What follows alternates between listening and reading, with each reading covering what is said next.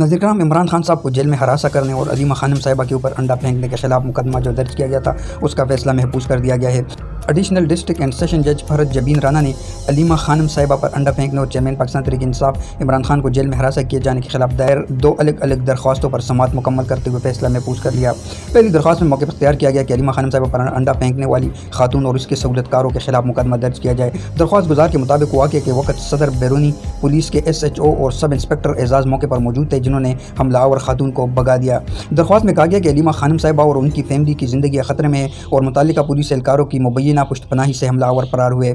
عدالت سے استدعا کی گئی ہے کہ حملہ آور خاتون، اس کی سہولت کاروں اور ذمہ دار پولیس اہلکاروں کے خلاف قانونی کارروائی کی جائے۔ دوسری درخواست میں کہا گیا کہ چیئرمین پاکستان تحریک انصاف عمران خان صاحب کو اڈیالہ جیل میں مبینہ طور پر ہراساں کیا جا رہا ہے۔ درخواست میں موقع پر اختیار کیا گیا کہ وزیر اعلیٰ پنجاب مریم نواز کے حکم پر جیل سپرڈنٹ غفور انجم اور ڈپٹی سپرڈنٹ سبتین انہیں ہراساں کرتے ہیں۔ درخواست میں کہا گیا کہ مریم نواز اپنی تقاریر میں متعدد بار کہہ چکی ہے کہ عمران خان میرے کنٹرول میں ہے۔ مزید کہا گیا کہ عمران خان صاحب کو روزانہ 22 گھنٹے آئسولیشن میں رکھا جاتا ہے، سیل میں بجلی بند رہتی ہے اور انہیں جیل مینول کے مطابق سہولیات فراہم نہیں کی جا رہی۔ درخواست گزار نے مطالبہ کیا کہ عمران خان صاحب کو جیل قوانین کے مطابق سہولیات اور سیکورٹی دی جائے۔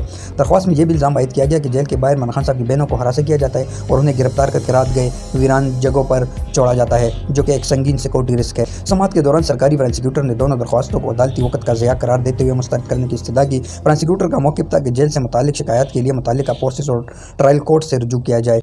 عدالت نے فریقین کے دلائل مکمل ہونے کے بعد دونوں درخواستوں پر فیصلہ محفوظ کر دیا ہے۔ تو دوستو، چینل کو سبسکرائب کریں، لائک، شیئر اور کمنٹ ضرور کیا کریں۔